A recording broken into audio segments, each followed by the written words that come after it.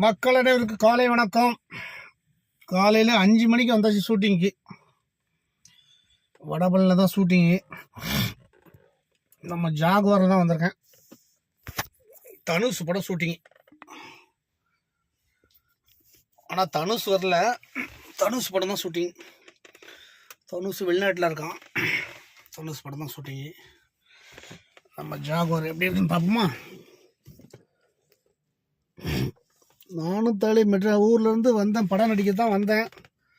ஒரு படத்தில் கூட சின்ன சின்ன வேஷம் தான் கொடுக்காங்க, பெரிய வேஷம் கொடுக்க மாட்டேங்க.